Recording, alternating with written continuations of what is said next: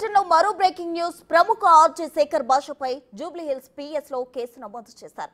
ఓ media సంస్థ వద్ద తనను కాలుతో తన్ని శేఖర్ భౌతిక దాడి చేశారంటూ జూబ్లీహిల్స్ పిఎస్ లో లావణ్య ఫిర్యాదు చేసింది. శేఖర్ భాషపై 2 సెక్షన్లతో పోలీసులు కేసు నమోదు చేశారు. శేఖర్ పై సెక్షన్ 74, 115(2) బిఎన్ఎస్ కింద కేసులు నమోదైనట్లు సమాచారం.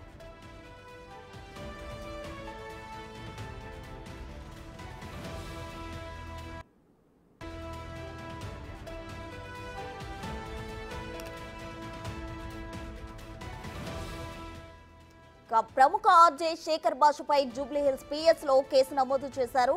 ఓ మీడియా సంస్థ వద్ద కాలుతో తన్ని శేఖర్ భౌతిక దాడి చేశారంటూ పిఎస్ లో లావణ్య ఫిర్యాదు చేశారు. దీనికి సంబంధించి మరిన్ని వివరాలు మా ప్రతినిధి రానా లైవ్ లో అందిస్తారు. ఫోన్ లైన్ లో అందించేందుకు సిద్ధంగా ఉన్నారు.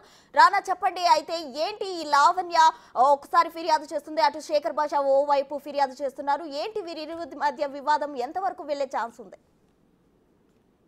ఒక టీవీ ఛానల్ వద్ద వీళ్ళు ఇంటర్వ్యూ వచ్చేటప్పుడు లావణ్య శేఖర్ భాషని మాట్లాడుకున్నప్పుడు వాళ్ళిద్దరి మధ్య కొంచెం వాగ్వాదం జరిగిన తర్వాత కిందకి వెళ్ళే సమయంలో కోపగుద్రయ్యి వెంటనే శేఖర్ భాష లావణ్య పైన దాడి చేసినట్టుగా చెప్పారు. ఆమెని విపరీతంగా కూడా భౌతిక దాడులు చేశారు. పైగా వెనక భాగం నుంచి కానీ అలాగే కడుపులో కూడా తన్నాడంటూ కూడా ఆమె చెప్పింది. వెంటనే ఆ రోజు నైటే 1 గంట ప్రాంతంలో జూబ్లీహిల్స్ పోలీస్ స్టేషన్ కి వచ్చి ఆమె ఫిర్యాదు కూడా చేశారు. ఫిర్యాదులో ఆమె చాలా స్పష్టంగా రాసింది. లావణ్య వైభవ్ రాజ్ తరుణ్ అనేసి పెట్టింది. ఏజ్తో పాటు ఆమె మెన్షన్ చేసింది. తను ఎందుకు నన్ను కొట్టాడు, ఏంటి, తన పైన ఏ రకంగా ఇన్ని రోజులు దుష్ప్రచారం చేస్తున్నాడు, దాంతో పాటు శేఖర్ భాష వల్ల తనకు ప్రాణహాని ఉంది, నాకు భయంగా ఉందంటూ కూడా ఆమె ఫిర్యాదు చేశారు. సో ఈ ఫిర్యాదుని పరిశీలించిన తర్వాత ఆమెపై ఒంటిపోయినటువంటి కొన్ని గాయాలను కూడా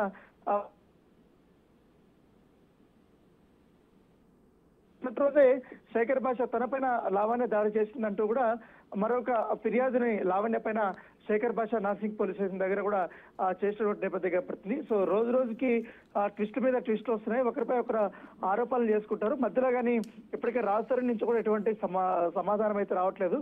కావాలనే శేఖర్ భాష రాజస్థాన్ ఈ యొక్క విషయాన్ని పక్కన పెట్టే విధంగా, డైవర్ట్ చేసే విధంగా కూడా వ్యవహరిస్తున్నాడు.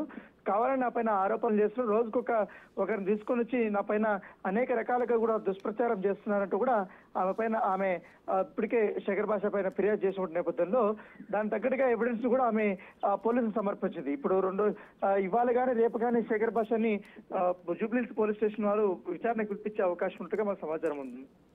రానా, అసలు వీరిద్దరూ ఒకరిపై ఒకరు వివాదం చేసుకుంటున్నారు, ఒకరిపై ఒకరు ఆరోపణలు చేసుకున్నారు. స్టార్టింగ్ రాజ్ తరుణ్ అలాగే లావణ్యతో స్టార్ట్ అయిన ఈ వివాదం ఇప్పుడు శేఖర్ భాష వర్సెస్ లావణ్యగా మారింది. ఇది ఎంతవరకు వెళ్లే ఛాన్స్ ఉందంటారు?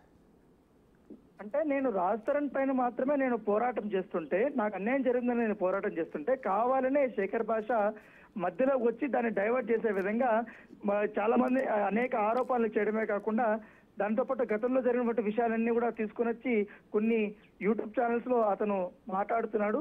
దానికి నేను కౌంటర్ మాత్రమే ఇచ్చాను కానీ శేఖర్ భాషకి నాకు ఇక్కడ ఎటువంటి వ్యక్తిగతమైనటువంటి పరిచయాలు కూడా లేవు, వ్యక్తిగత యొక్క వైరాలు కూడా లేవు. కావాలనే ఈ డైవర్ట్ చేసే విధంగా కూడా వ్యవహరిస్తున్నాడు. రాజస్థాన్ దీని వెనకాల ఉన్నట్టు కూడా లావణ్య పదే చెప్తుంది. అయితే కొన్ని రోజులు ముగిసిన తర్వాత లావణ్య పైన డ్రగ్స్ కు సంబంధించిన విషయంలో కొన్ని ఆరోపణలు కూడా చేశారు. ప్రీతి, ఉదయల్ని ఇద్దరిని తీసుకుని వచ్చి శేఖర్ భాష అనేక మీడియా సంస్థలలో ఆమె పైన కొన్ని ఆరోపణలు కూడా చేసినప్పుడు దాన్ని దిట్టిగానే ఎదుర్కొంది. తర్వాత 2-3 రోజుల తర్వాత లావణ్య కూడా ప్రీతి అలాగే ఉదయ్ మాట్లాడుకుంటున్నటువంటి కొన్ని ఆడియోలు రిలీజ్ చేసింది. వారు ఏ రకంగా కుట్ర చేశారన్న దానిపై కూడా ఈ ఎవిడెన్స్ అన్ని కూడా పెట్టిన తర్వాత ఈ కేసు మరొక మలుపు తిరిగింది. తర్వాత ఇప్పుడు దాడి విషయాలు కానీ ఇప్పుడు కేసుల చుట్టూ కానీ ఇవన్నీ తిరుగుతున్నటువంటి పరిస్థితి కనపడుతుంది.